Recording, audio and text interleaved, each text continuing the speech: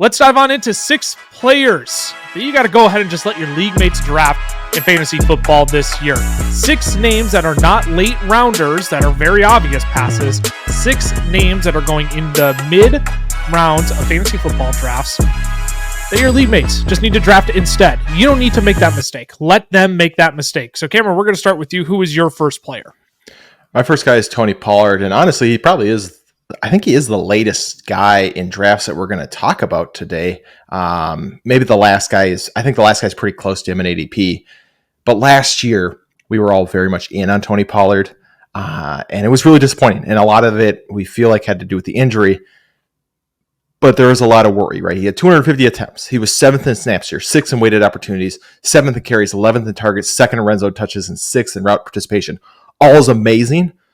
But then the actual efficiency, what he did on top of that, was not great. He was 50th in fantasy points per opportunity. He was 23rd in points per game, 44th in yards per touch, and 37th in yards created per touch. The biggest thing for Tony Pollard last year, the reason that he even maintained any fantasy relevance, was the receiving work. Because on those 250 touches, he only had 1,000 yards. He only had 6 touchdowns. Despite, like I said, being 2nd in red zone touches, he got 40% of his points, of his PPR points, from receiving work last season. So the issue now this year is he's going into Tennessee, and he's joined by CJ Stroud, who is top 10 in targets last year, with 70 of them on only the 17th most routes run. So that's where my worry with Tony Pollard is okay, he has to be ultra, efficient once again, which, for running back going later in their career is just not something that happens a lot, so that he can make up for this receiving work he's going to lose from CJ Stroud. I'm not saying he's going to have 10 receptions, but he's not going to see 65 targets like he did last season. That's just not going to happen. And we already saw it in the preseason game. This is a split backfield. It is 100% a split backfield. They're both named co-running back ones. In that preseason game, in the first 2 drives, Pollard had 4 rush attempts, Spears had 3, and Spears scored a touchdown on the goal line. So just for me, the fact that we're moving Tony Pollard out of all this volume and hoping that he gets back to efficiency without the receiving work is just something I don't want to bank on and something that I want to stay away from. Brian Callahan has already come out and said that this is going to be a 1A, 1B backfield. Mm-hmm. It's going to be split ones and not a 1 and a 2. But Ty, you are the remaining Tony Pollard truther here on the show. I'll let you give your rebuttal because I know deep inside of you there's something saying, no, Tony Pollard is still a good pick. Not really. You've changed your tune? When did this happen? Was it while I was gone? Well, no, it was when he signed a 3-year contract with the Tennessee Titans. Like, this situation, like it's a bit of a homecoming for Tony Pollard because he did play in Memphis. So that had to have been one of the bigger reasons why he was going to go back to Tennessee.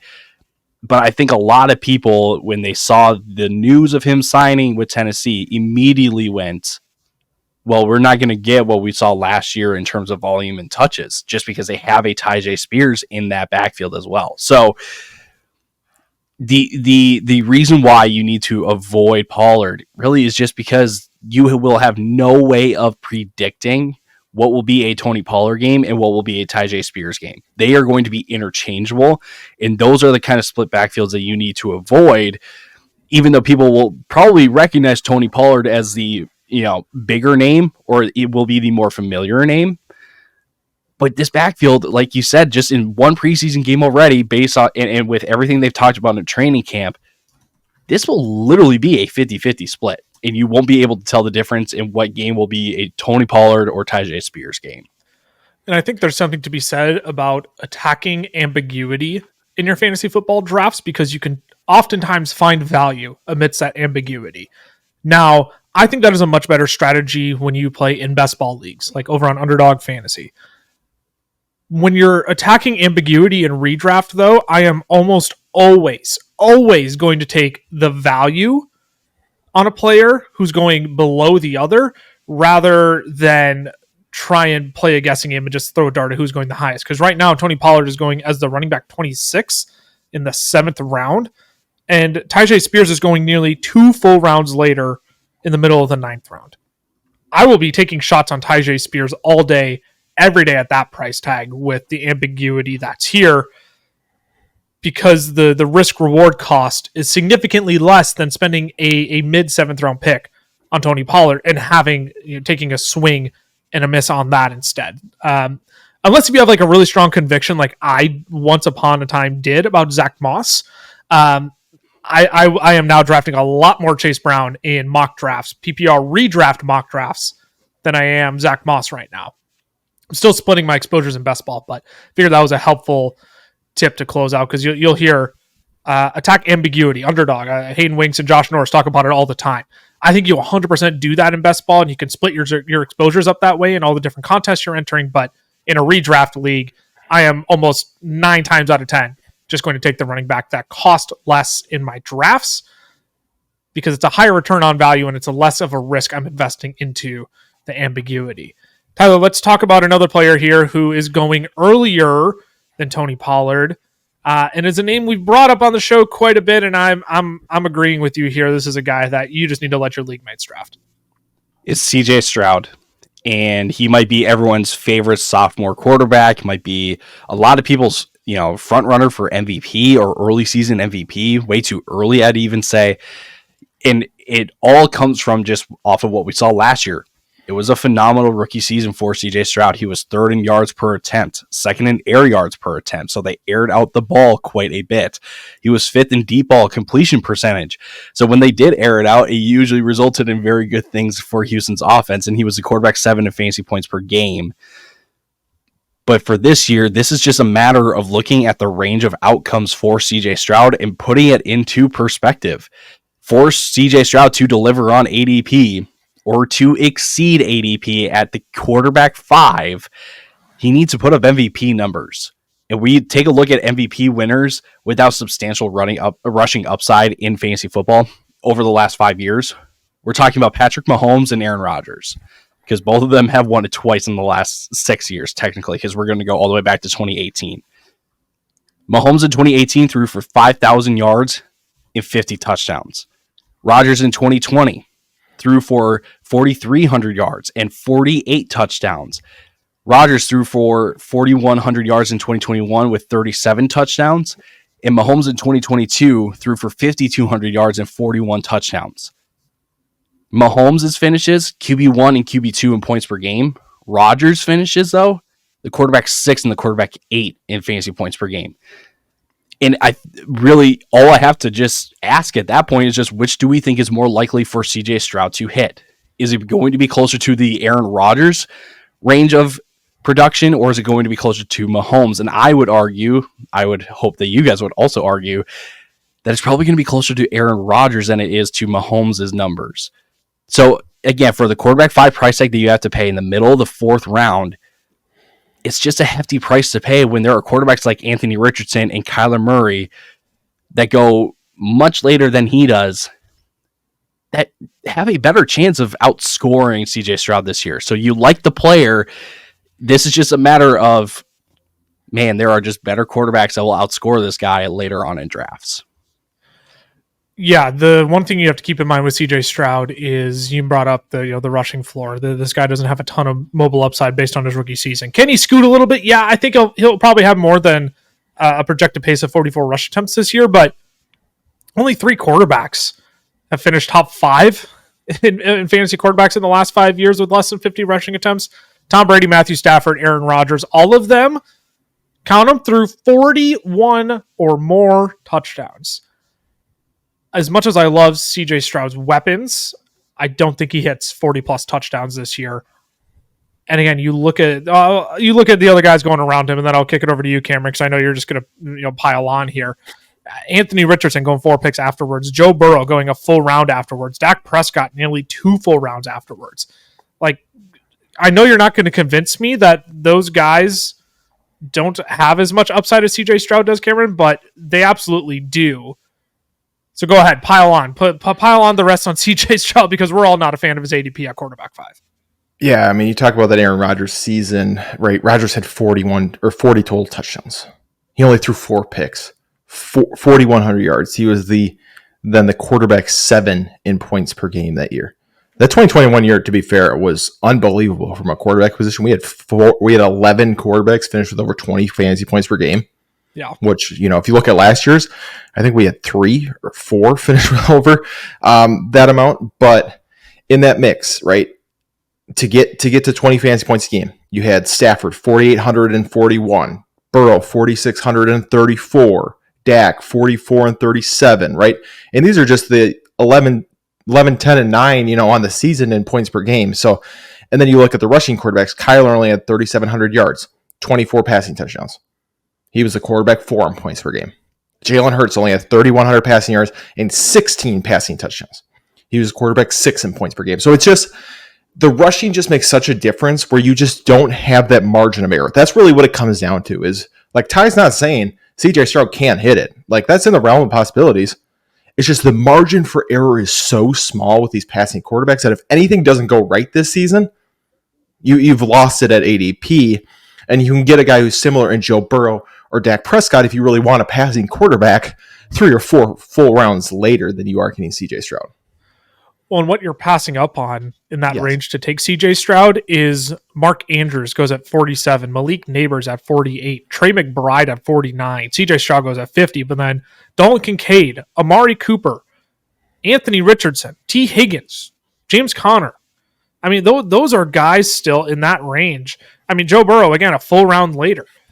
Like, you're willingly passing on some absolute studs in that range to take a guy who has to essentially have an MVP-esque season and chuck the ball around the yard with near perfection.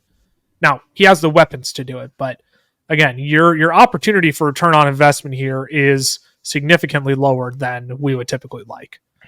Before I dive into my player, need to give a quick reminder. You can listen to our show in a variety of ways. The best way is on YouTube, because you get to see us, you get to see the all 22 of these players up on the screen, you get to see cutting clips back and forth. It is the most entertaining way to consume our show. But we also have a podcast feed as well. Like, if you're in the car, I don't advise you to watch a YouTube video while you're driving. So you can listen to our podcast wherever you get your podcast from: Apple Podcasts, Google Podcasts, Spotify, you name it. You can find us. But you can find us at youtube.com/@thefantasyfootballfellas or wherever you get your podcasts from. And it's fitting I talk next, because my player that you just need to let your league mate drafts this year is one of CJ Stroud's pass catchers. And it's going to be Stefon Diggs. And it feels like you're willingly signing up for heartbreak at his ADP of wide receiver 18, because at this point of his career, I honestly think he might be the third best wide receiver on this Texans team. And I think he's probably going to be relegated to the slot at a much higher rate this year. Diggs hasn't played more than 40% of the snaps from the slot since his 2016 sophomore season in the league. And I think a lot of people are going to say, well, look at Tank Dell. He's so small. He's going to play in the slot. I just don't think that's the case. I don't think you can just relegate a wide receiver to the slot because he's small. Not to make a Keenan Allen joke here, but Keenan Allen's like, he's always been a bigger dude. He's been in the slot almost his entire career. And Tank thrived on the outside last year. That dude can win on the outside. So for where he was thriving last year, I don't think the Texans are just going to say, well, Tank, go ahead, play in the slot. We're going to play an older guy in the back half of his career over you outside. I think they're going to keep Diggs in the slot where he can be successful, but that also means in 11-man personnel, Diggs is going to be the first wide receiver off the field most times. He's not going to be playing in the slot out on the field. It's going to be probably Tank Dell and Nico Collins on the outside more times than not. And you just look at the other wide receivers going around him as well in drafts right now. It's Jalen Waddle after Diggs, Brandon Ayuk, DJ Moore, DK Metcalf. All of those dudes, I prefer to Stefon Diggs straight up in drafts. So I get people want pieces of this Texans offense, but if you're taking Diggs 2 full rounds and 11 wide receivers ahead of Tank Dell, I just think that's going to end up being one of the biggest mistakes this offseason, you guys. Yeah, he just feels like even if he returns at wide receiver 18, you just don't know week to week. Right? It feels like if anybody's going to be consistent in that offense, it'll be Nico Collins. And then him and Tank Dell, you're kind of like, back and forth. But Tank Dell goes 10 wide receivers, behind him. So when you take Dell there, you're like, oh, as my wide receiver 3, I'm happy to get these, boom weeks. Whereas Diggs with your wide receiver 2, probably, you're kind of like, I don't want my wide receiver 2 scoring 6 points this week. and then 24 the next week. Like I want them to be at least a little more consistent. So that's the thing with Diggs for me is I think he could return on ADP. I'm not against that. I do have him the lowest out of all of us. So like obviously I haven't been drafting him really at all. But it's the inconsistency week to week is what's going to kill you, and you're just going to be like, I just don't want this headache on my team right now. Well, and that's might be the biggest reason why you just let your league mates draft him is, Diggs might give you the 40-point week every once in a while. Like, is it possible he's just like a Walmart DJ Moore from last year where DJ Moore would just give you like 3 straight duds, but then he pops off for like a 40-point week? And maybe it's not a 40-point week for Diggs, but it's like a 25-point week. But is it just easier to pass that headache off to someone else, Ty? I feel like it is because, this might also just be simply explained by just looking at other wide receivers going around Diggs in drafts. You got Jalen Waddle, who goes right after, Brandon Ayuk, DJ Moore, DK Metcalf, Devontae Smith. With those guys, you can guesstimate how high they can finish this year. With Diggs, I don't think Diggs has the same kind of upside or ceiling as those guys do. So, will Diggs give you good weeks? Absolutely. Like he's in a good offense. He's in a good offense, right? But the issue is you don't want to have, again, the headache. You don't want to try to guess the inconsistencies. You don't want to try to guess when the good weeks are going to hit, especially when there are receivers that are going, only a handful of picks behind him, where you will have a much better feeling of what you're getting from those guys going into every week. I mean, we could just put icing on the cake and use the stat that everyone is using to discredit Stefon Diggs is that he was the wide receiver 44 the tail end of last season when Joe Brady took over as offensive coordinator. So obviously you don't want that in your team. He's gone from Josh Allen's number 1 to CJ Stroud's number 3 in my mind. And this is just an offense that's loaded with playmakers. Can they all work? Yes, but man, the opportunity cost on Diggs and the potential headache he could be for your team, the potential implosion really that he could be is just not worth it to me at the wide receiver 18 price tag. You can just go ahead and let your league mates draft that headache instead. We're halfway through, fellas. Why don't we go ahead, take a quick break? I think we got some other spicy names coming up here after the break.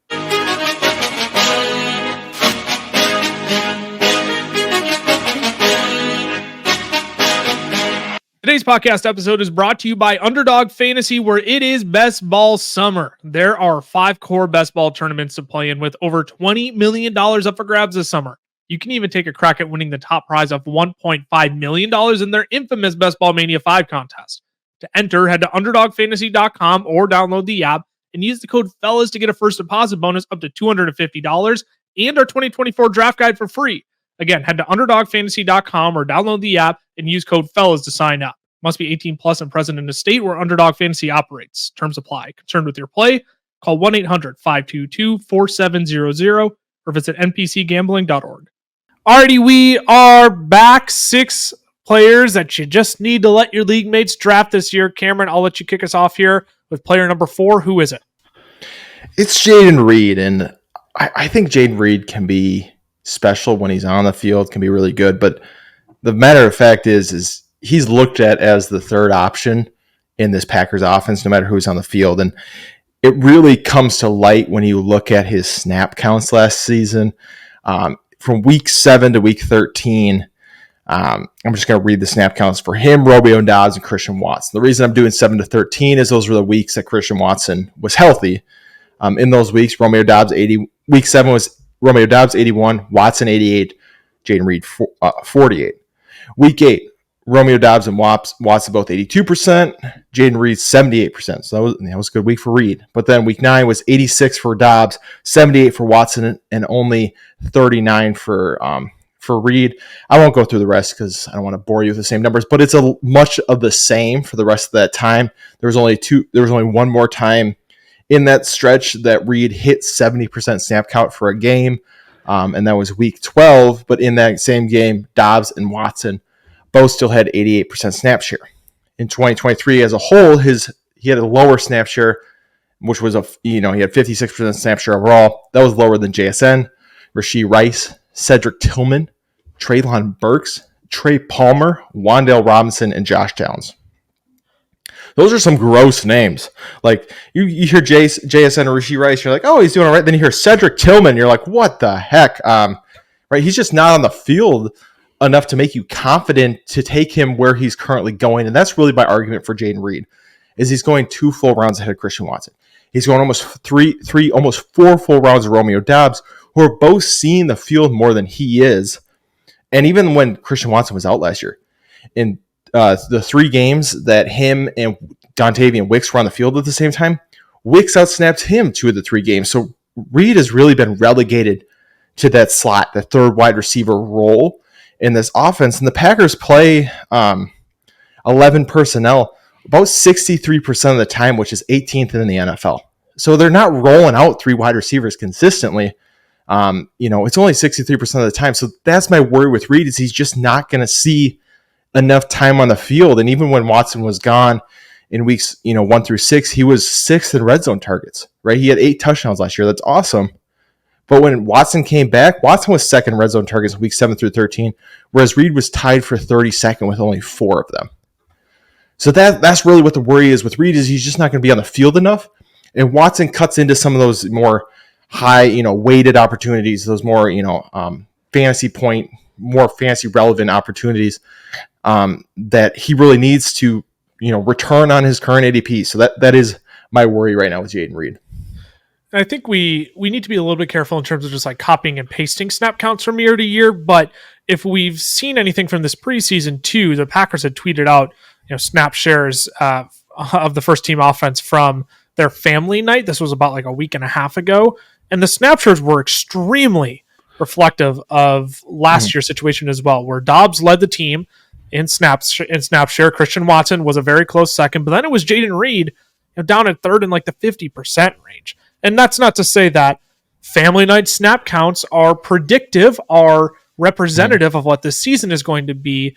However, we can at least take that information and hold it and say, this is formative for my opinion on Jayden Reed. And I do think Matt LaFleur's recent comments of basically criticizing reporters of like, I hate it when you ask me who our wide receiver 1 is, because what if we just have a bunch of them?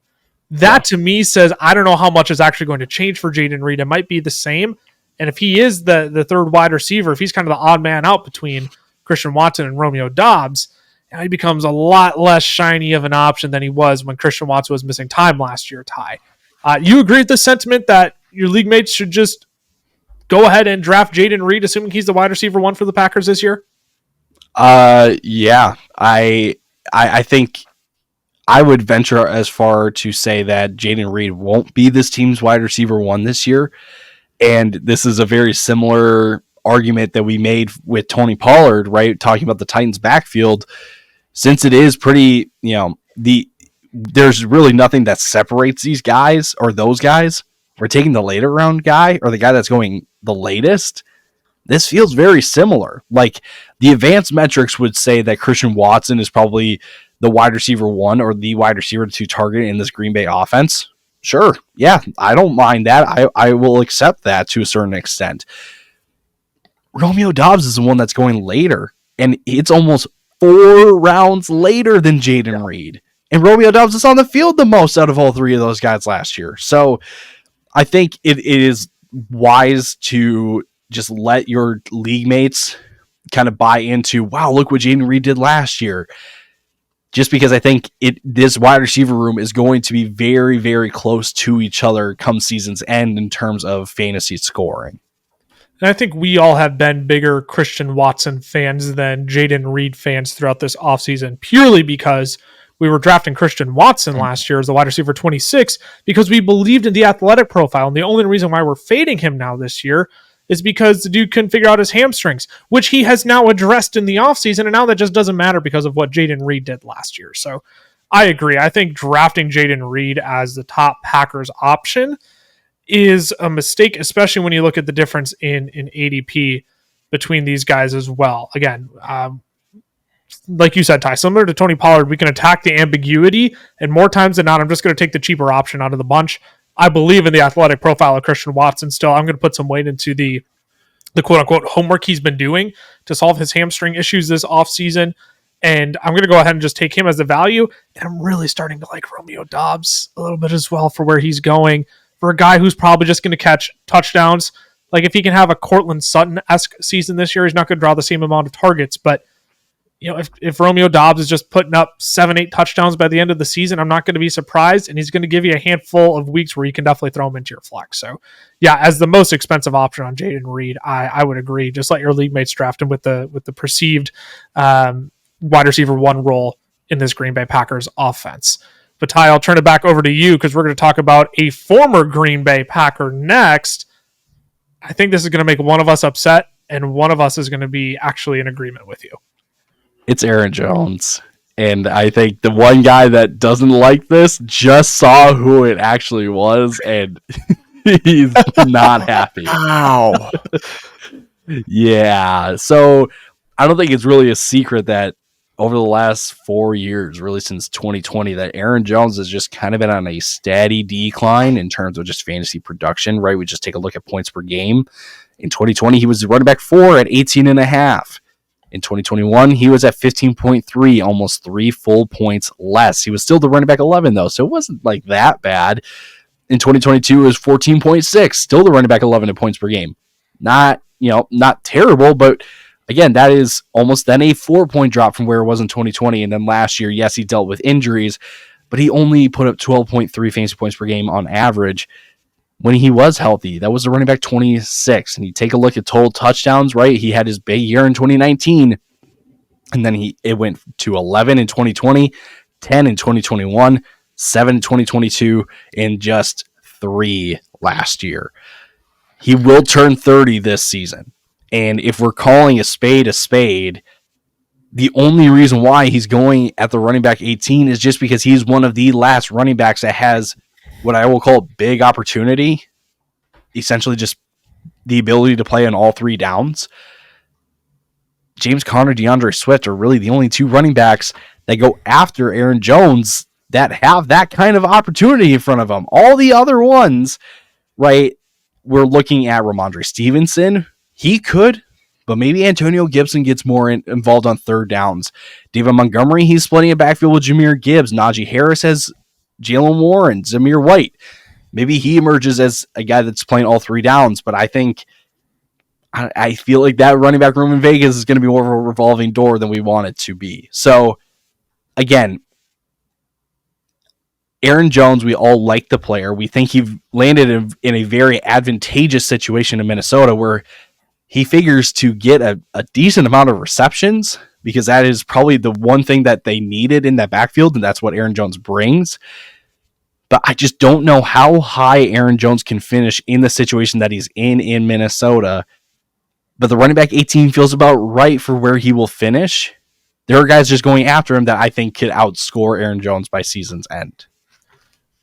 Aaron Jones isn't exactly the model running back for staying healthy either. Not that running backs are great models to exemplify for their health, but he's only played 1 fully healthy season in his career. That was in 2022 where he finished as the running back 9 in PPR formats. My biggest concern with Aaron Jones is that this Vikings offense just isn't going to be great. It'll be fine. I think it'll be fine with Sam Darnold at the helm, with Kevin O'Connell running the show. But this offense is going to take a step back. This offense still doesn't have the best time in the world running the football. And again, I look at the value of Aaron Jones, and there's just guys I would rather take shots on later than invest in Aaron Jones, who is currently going, correct me if I'm wrong, in the 5th round. Yes, in the middle of the 5th round, where again, the 5th round is a range where I love a lot of players there, and I'm not too interested in taking a running back who I'm probably going to have to count on missing anywhere from 3 to 5 games during the season. I just don't want to sign up for that headache in the middle of the 5th round. I, again, would rather just pass that on to my league mates. But Cameron, you're the one player or the one guy here who I think actually disagrees with us. You're in on Aaron Jones this year. Yeah, I mean, like you said, I understand the injury concerns, but at the same time, I mean, we want to talk about injury concerns in that area. Alvin Kamara, James Conner, David Montgomery, even Swift, to look at Raheem Mostert, Tony Paul, all those guys have missed multiple, games, and they're the guys going right behind him. Jonathan Brooks is going to come off an ACL tear. Really, it's Ramondre Stevenson and Najee Harris, who even dealt with an injury all last season. So it's like, I understand there's injury concerns, but if we're concerned about injury, then we can't draft a running back, because Correct. I brought up the stat a couple weeks ago.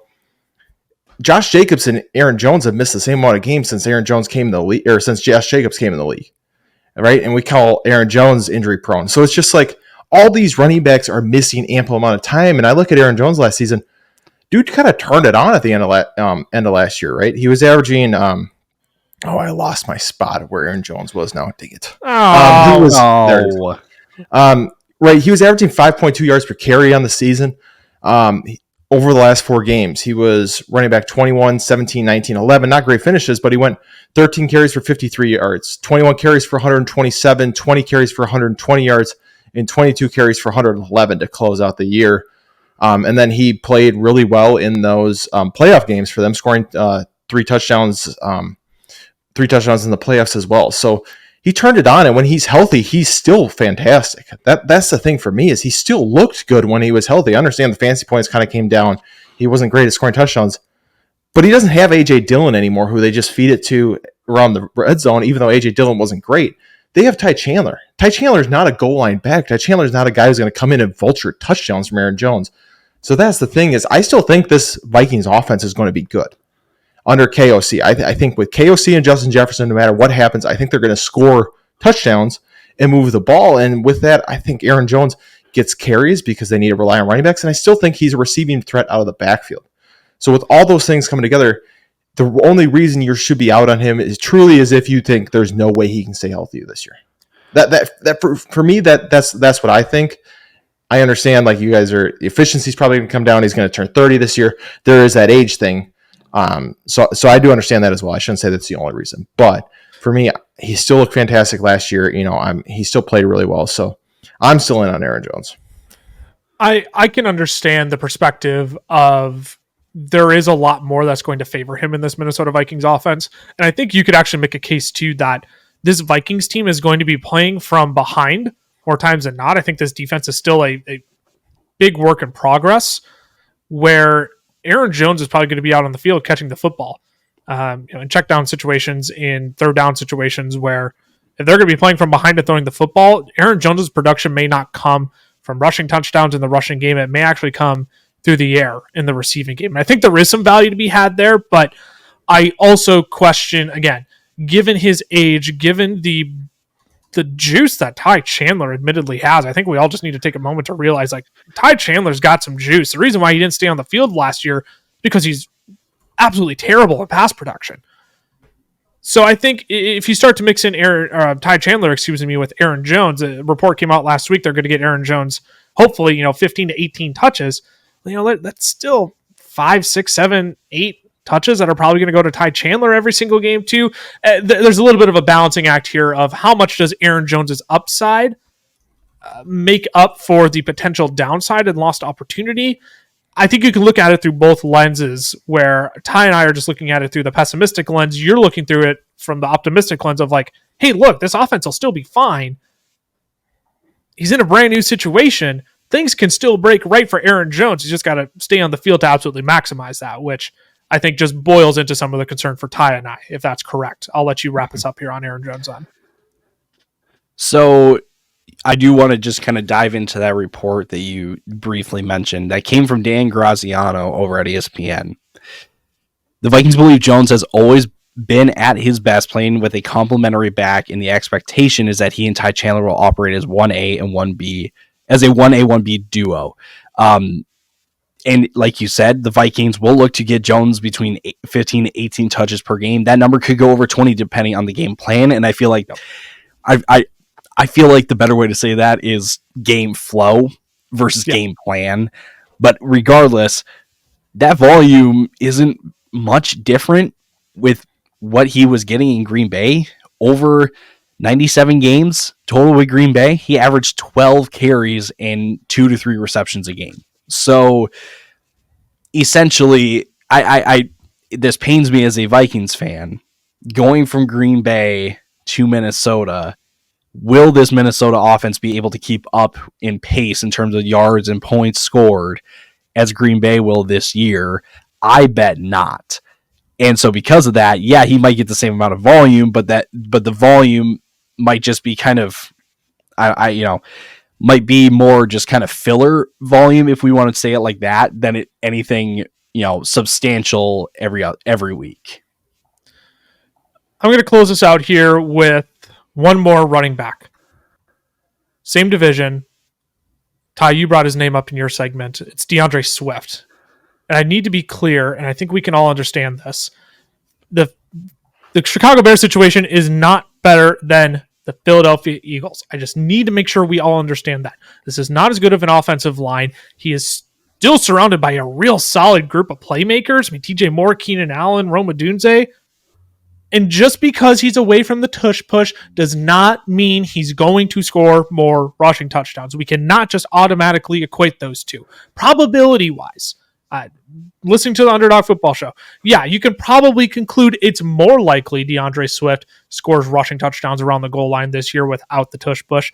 But that's until you dive into his red zone stats from last year. This dude had the 9th most totes inside of the 10-yard line. He had 27 carries and only scored 5 times on those 27 carries inside of the 10-yard line, goal-to-go situations. I think people are also willingly forgetting about Khalil Herbert on this team, who, like, the dude's got some juice. He could definitely mix in around the goal line for this team as well. And ultimately, we focus in on the rushing touchdowns. It just feels like we're misdiagnosing what the problem could be for Swift, and that it's not he's not going to get involved in the receiving game, most likely. We fell in love with him as a receiving back when he was in Detroit.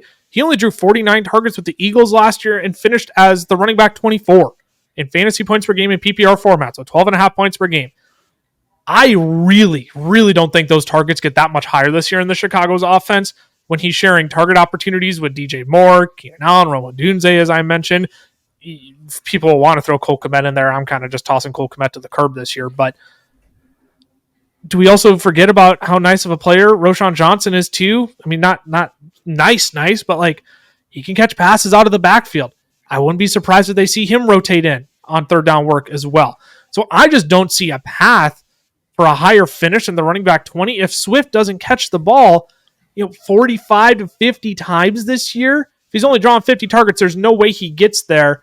And I just don't think that's a guarantee in the Chicago Bears situation, which, again, let me reiterate, is not better, is not even close to equivalent of the Philadelphia Eagles last year. This is a downgrade. I just don't understand how we're drafting him 4 spots ahead of where he finished in fantasy points per game last year. Cameron, I'll let you chime in first. How do you feel about DeAndre Swift this year? Is he someone that you should just let your league mates draft?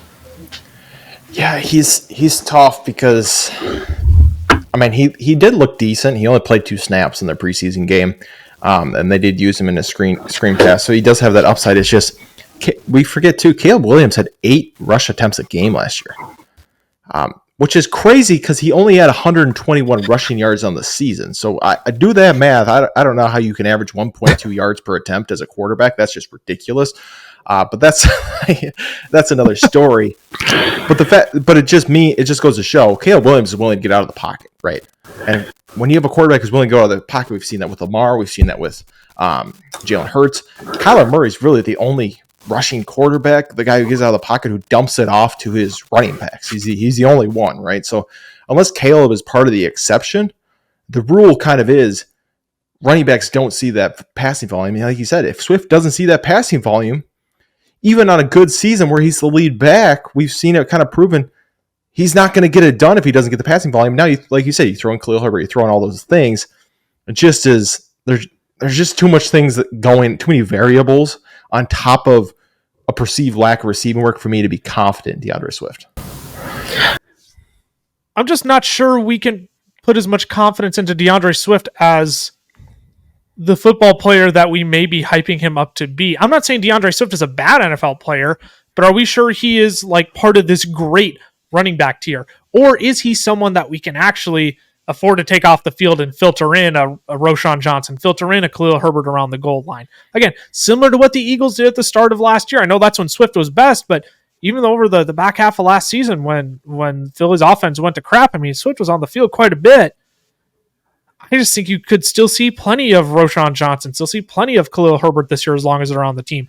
Why wouldn't if Chicago just parted with him? Plenty of teams needed running backs. I'm sure plenty of teams came calling, yet Chicago held on to him. Maybe they couldn't get the price they want. That's reckless speculation. But Ty, I'll let you chime in here. Are you going to come to bat for DeAndre Swift? Probably not. I won't. He's an honest man. Ladies, he's an honest man. So, remind me who the offensive coordinator is for the Bears this year. Shane Waldron. Last year, we take a look at how the targets kind of distributed in the Seattle offense. DK, Lockett, and JSN all had over 90 targets.